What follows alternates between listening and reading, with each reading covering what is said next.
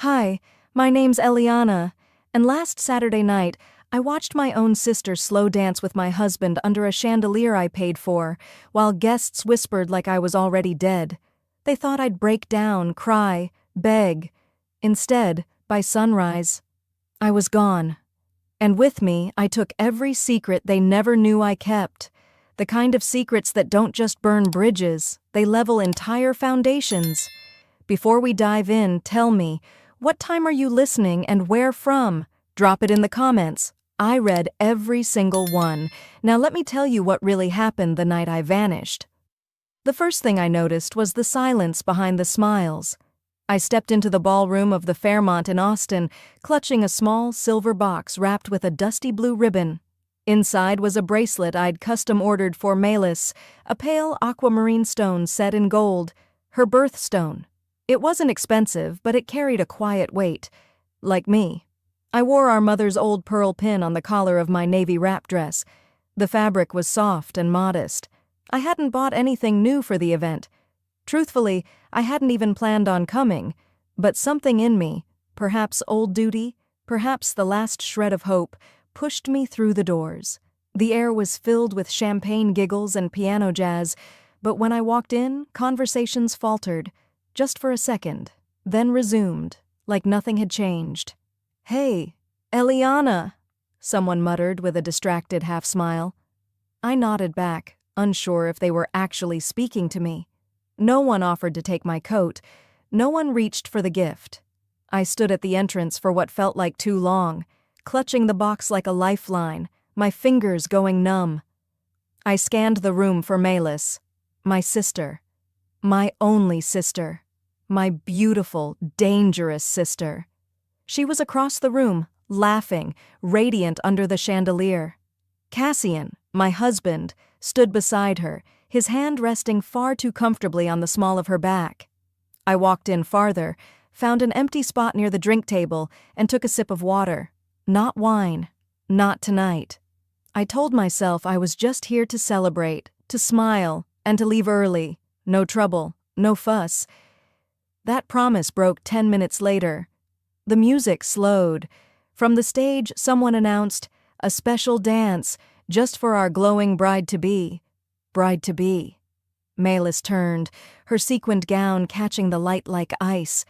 Cassian held out his hand to her, bold, casual. And she took it, like she'd been waiting. They stepped into the middle of the room, under a pale spotlight. The music began. Frank Sinatra, of course. "The Way You Look Tonight." A love song. They moved like they'd done it 1,000 times. She leaned into him, her head against his chest. He whispered something, and she laughed like a schoolgirl. The kind of laugh that made people turn and smile. People began recording. "She's really close with him, huh?" someone near me said. And then I saw it. The pearl pin. Not on me. On her. My throat went dry. The pin. I had handed it to her last Christmas, not because she asked, but because she cried and said she missed Mom. I'd wrapped it in tissue paper, told her it was a symbol.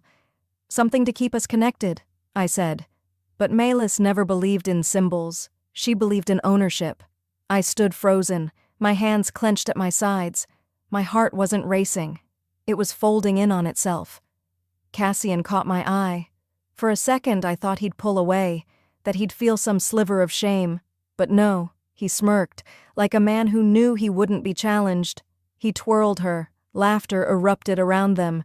Phones caught every angle. Someone said behind me, "Isn't that her husband?" Then came the toast.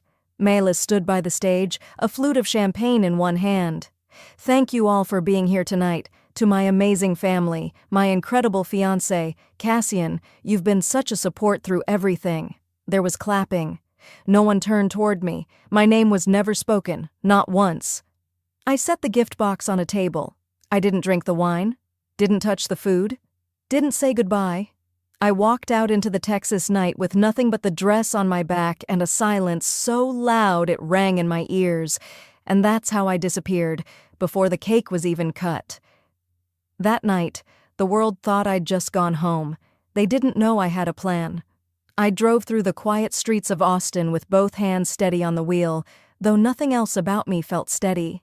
My phone lit up on the passenger seat, Cassian's name flashing again and again. No voicemails, just calls. I didn't answer.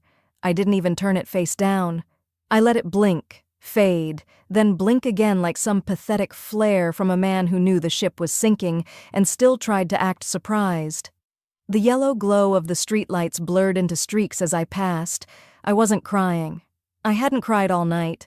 It wasn't numbness. It was more like preservation, as if even my tear ducts knew I had to keep everything contained until I was safe.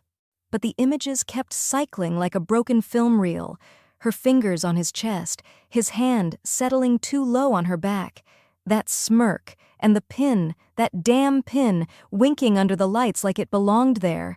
By the time I turned into the cul-de-sac, the world was asleep. My porch light was off. Cassian's truck wasn't in the driveway. Inside, everything looked the same, too much the same. I kicked off my shoes and dropped my clutch on the console table by the door. My heels had left faint blisters I hadn't noticed earlier. As I passed the hallway, I noticed his duffel bag was gone. It wasn't his usual overnight gym bag. This was the larger one, the one he used when we went to Arizona for our anniversary, and the drawer where he kept his spare car keys, cracked open, empty.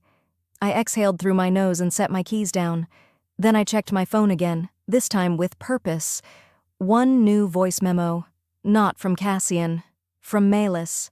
I sat on the edge of the couch before hitting play. Her voice was syrupy, slurred just enough to betray the champagne. You were never meant for him, Elle. You were just the preview. There was a giggle, muffled music, the faint clinking of glasses. I mean, come on, you saw us tonight. It's like we finally got to stop pretending. The message ended with the sound of someone calling her name in the background, probably Cassian. I stared at the wall across from me for a full minute. Then I forwarded the voice memo to both my work email and my backup drive. I also saved it to the cloud under a new encrypted folder named For Later. When I stood, I noticed the hum.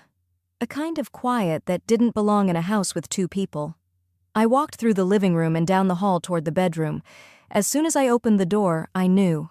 Half the closet was empty. His drawers, yanked open, some still dangling crookedly, were stripped of everything: belts, socks, dress shirts, gone. I opened the bathroom vanity. His toothbrush was missing. The cologne I bought him for Christmas, gone. The expensive hair trimmer he swore was too fancy to travel with, gone too. There was no note, not even a text, just the kind of absence you could smell, like something had been ripped away too fast, leaving heat and static in its place. I walked over to my desk in the corner of the room, opened my laptop, and logged into our joint bank account. The number glared up at me. 43,000, withdrawn just 6 hours earlier. All in one transaction. I didn't scream. I didn't throw anything. I pulled out a pad of paper and started a checklist. Lock credit cards, freeze bank accounts, call attorney, separate business assets. I paused on that last one. Business. I headed out to the backyard, flipping the patio lights on as I went. The spring air was crisp. The wind stirred the jasmine vines that curled along the fence. The fire pit was still warm. That's when I saw it. Blackened corners of papers poked out between the logs, charred but not completely gone. I crouched down and pulled one free. My licensing agreement. Signed. Stamped. Mine. Another scrap. My original product sketches still faintly visible through the burn. He hadn't just taken the money. He'd tried to erase my name from my own work. That man had watched me pull 16-hour days for 2 years straight, watched me present prototypes, deal with lawyers, pitch investors, and now, without saying a single word, he'd tried to vanish it all into ash. I stood up slowly. I didn't shake. I didn't cry. I walked back inside, poured a glass of water, and sat at my desk. I clicked open a folder labeled Insurance. It asked for a passcode. I entered it. Inside were scanned copies of every contract, email threads, NDAs, recordings, time-stamped photos, investor lists, a folder labeled Melis June. I'd made it a habit to back up everything after the second time he accidentally deleted my files. The night felt heavy, but my chest felt still, settled, like something ancient had shifted. I had let them rewrite me once, but this time, I'd be the one holding the pen. The next morning, I didn't cry. I documented everything. I had slept for maybe 2 hours, if that. When the sky started to lighten just past 5:30, I was already in the kitchen, standing at the window watching the edges of the clouds burn pink. My coffee sat untouched. It had gone cold long ago. The house felt empty, not just in the physical sense.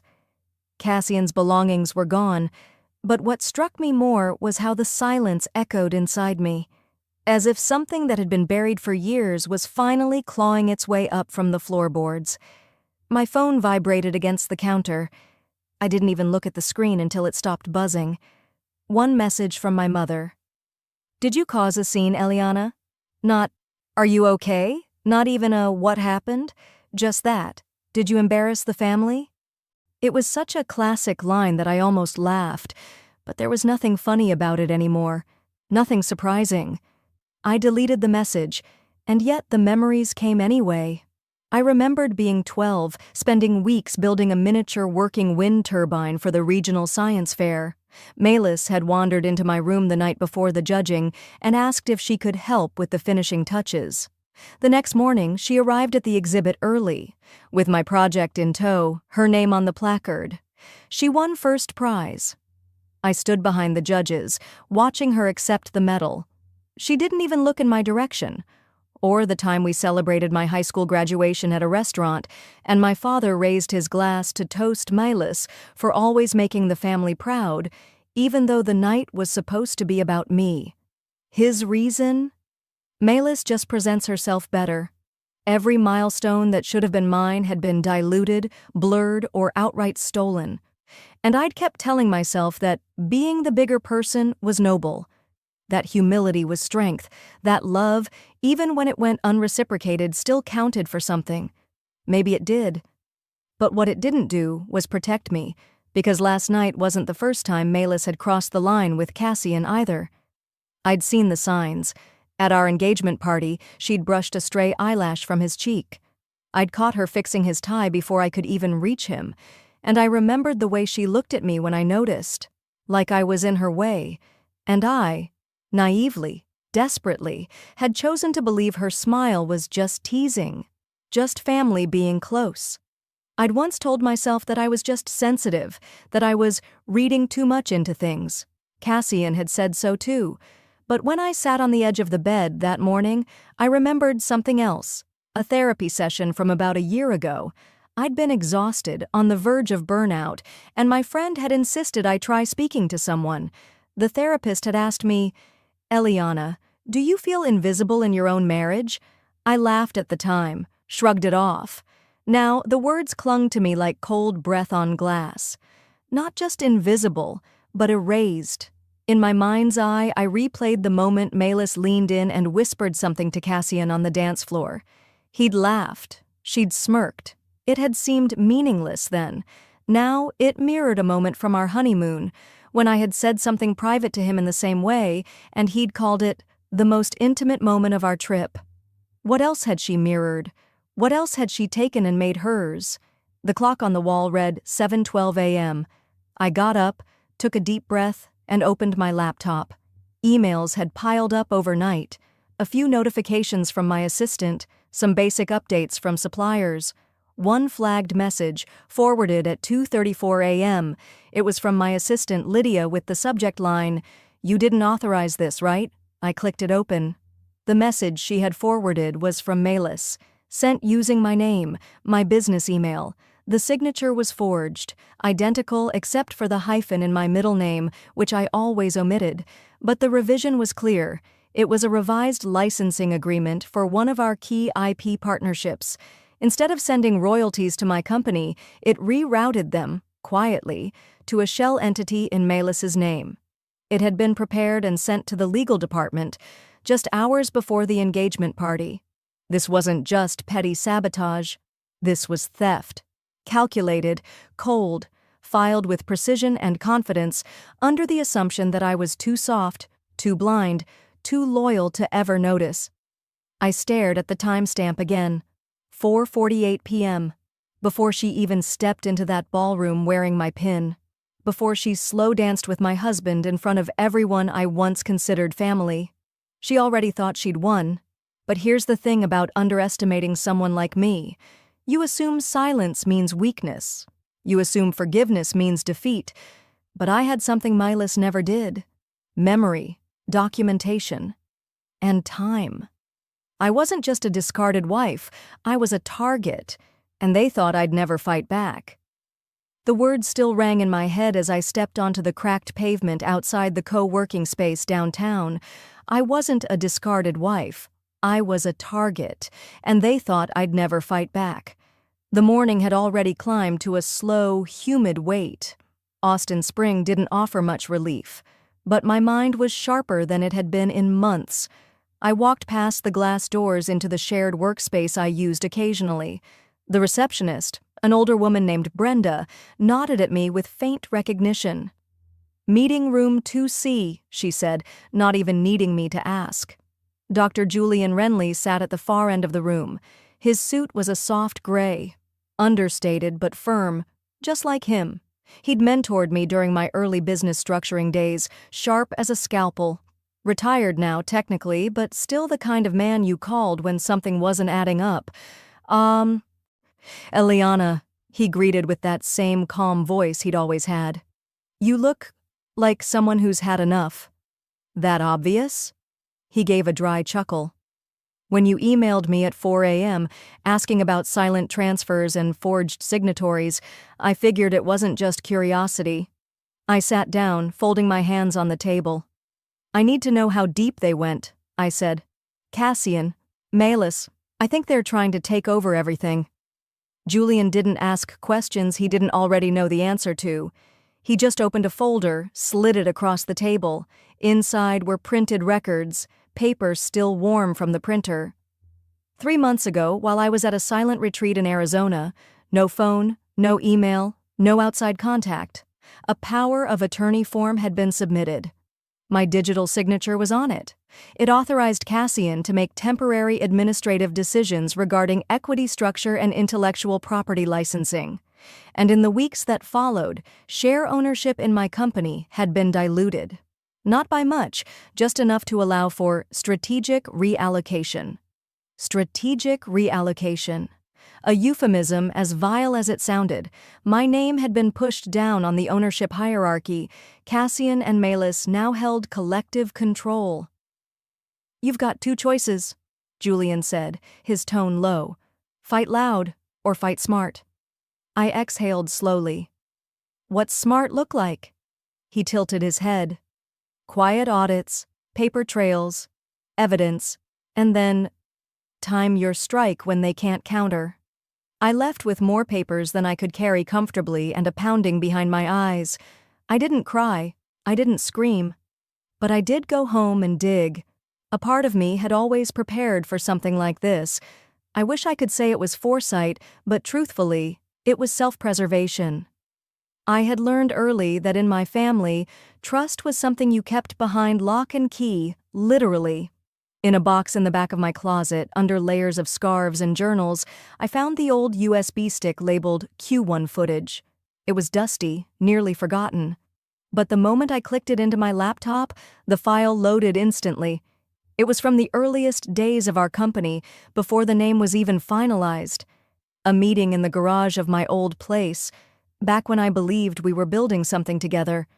The video quality was grainy, but the audio? Crystal. Malus's voice rang out, laughing. "You just have to keep her busy with sweet words and symbolic gifts. Eliana's not the type to push, that's what makes her useful." In the frame, Cassian smiled and sipped his beer. "She keeps the engines running. We take the wheel when it matters." I didn't move, didn't breathe. This wasn't just betrayal, it was exploitation. Premeditated, collaborative, and cruel. The file timestamp showed it was saved the same week I signed the initial equity structure, the same week Malus had given me that expensive journal and called me the soul of the vision. I backed up the video to 3 separate drives. I uploaded it to a secure cloud. Then I deleted every trace of it from the USB, reformatting the stick before placing it back in the box. If they ever got curious, they'd find nothing. Then I walked to the mirror in my hallway, the same one I passed every morning but hadn't looked into in weeks. There I was. Same jawline, same soft brown eyes. But the woman staring back had something else now. Clarity. "They want a version of me that doesn't exist anymore," I said aloud. The silence that followed felt clean. By late afternoon, I booked a one-way ticket. Mendocino. To think. That's what I told my mother when she texted later. "Going up the coast to clear my head," I wrote. "No signal. Don't worry." But I wasn't going to think. I was going to plan. I wasn't running. I was rising. I booked a one-way ticket, but not to run. I was about to become the version of me they'd hoped stayed buried. The Mendocino coastline stretched out beneath me like a living watercolor, cool grays and restless blues melting into each other. I stood by the window of the tiny rental I'd booked, holding my coffee like it might warm more than my hands. It didn't. The bag I hadn't unpacked sat beside the armchair, slouched like I felt. I knelt to zip it up fully, and something caught, wedged between 2 journals. There it was. A letter. My name on the front in my grandfather's deliberate handwriting. I paused. My fingers trembled, not from fear, but from the strange certainty that whatever it said, it would matter. I opened it slowly. "Eliana, if you're reading this, then it means time did what it does. I always told you to be kind, but not blind. Love is not license, and the ones closest to you will try to dress theft as care. Document everything, protect your name." Enclosed, a notarized copy of your co-ownership clause. I witnessed it myself. I love you. Stay sharp. Grandpa.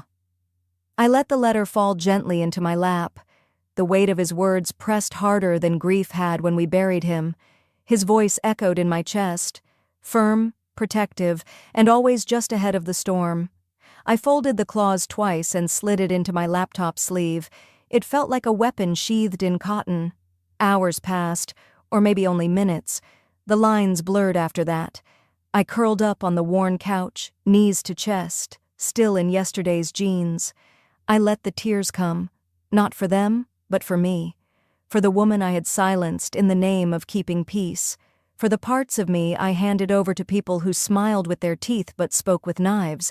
Maybe I thought being loved meant being useful, or quiet, or pleasing. Maybe that's what they counted on. I wiped my cheeks and sat up straighter. No more, maybe. The USB stick sat in the dish beside the TV remote, like it had always belonged there. I plugged it into the laptop, the file loaded with its familiar flicker. Melis's voice again, laughing. Cassian's nodding silence.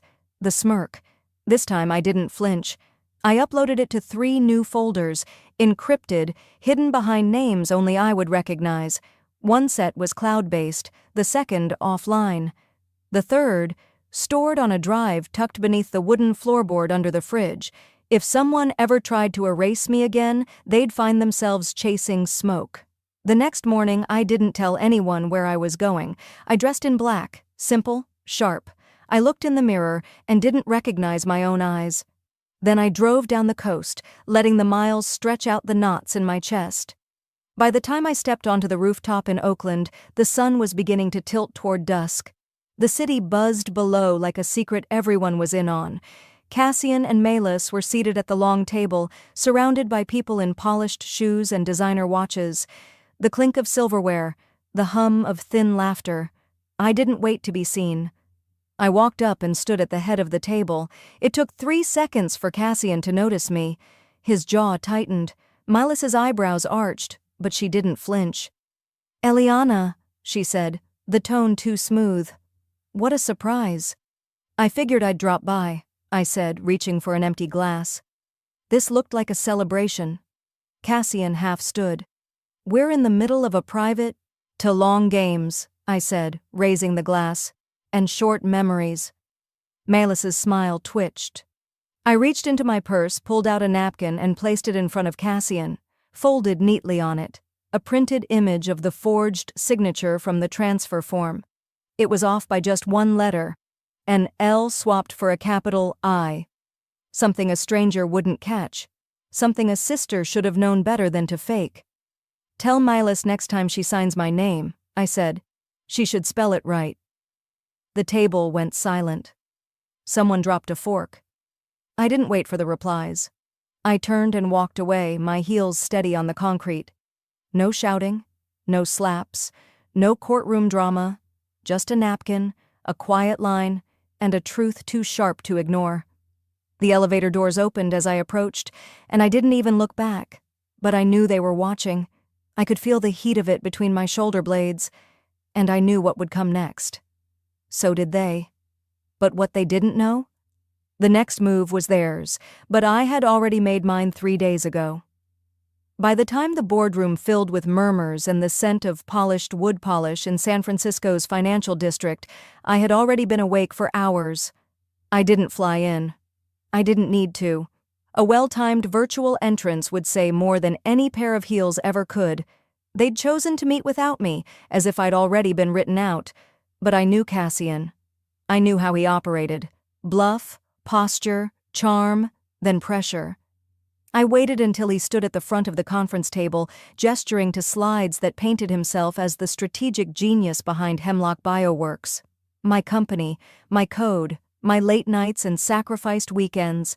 Then I clicked Join Meeting. The screen behind him flickered once, then I appeared. Cassian froze, his hand mid-air. "Good morning," I said evenly. "I believe I'm still listed as a co-founder, majority vote holder if we're splitting hairs." Dead silence, then a cough. I uploaded the notarized clause directly into the call's shared drive. Dated 3 years ago, witnessed by Judge Horace Hemlock. That would be my grandfather for those unfamiliar. One of the older board members, Marlene Whitaker, leaned forward and squinted at her tablet. Her brows drew together. "Why weren't we told about this clause?" Cassian opened his mouth. Nothing came out. His neck flushed red. I didn't raise my voice. "Because no one asked who built the company. You only asked who signed the checks." Marlene's lips pressed together. Then she nodded. And just like that, my seat at the table was no longer up for debate. After the call ended, I opened a secure browser and filed the motion. The joint marital business account, Cassian and I, had set it up when we merged assets for Hemlock. He always said, "Transparency builds trust." Turns out he meant my transparency, not his. My motion cited forgery, unauthorized signature usage, and breach of fiduciary trust. I attached the relevant files, logs, and a flagged timestamp showing digital tampering from Melis's device. The bank's compliance team acted swiftly. 3 hours later, I got the confirmation. Account status, frozen. A minute after that, Melis tried to move $50,000 from the media allocation line item. Her screen blinked. Access denied. Legal hold. Authority, E. Hemlock. I imagined the look on her face, the clenched jaw, the manicured finger tapping her phone screen in disbelief. Somewhere in a penthouse suite with floral arrangements and iced matcha, she was finally learning what it felt like to lose. Cassian texted at 11:47 a.m. "You've made your point. Back down before this gets ugly." I stared at the screen, then typed, "You're mistaken. That wasn't my point. That was just the introduction. No emoji, no signature, just facts." I scrolled to the contact saved under Grandpa's name. Not him, of course. He was gone.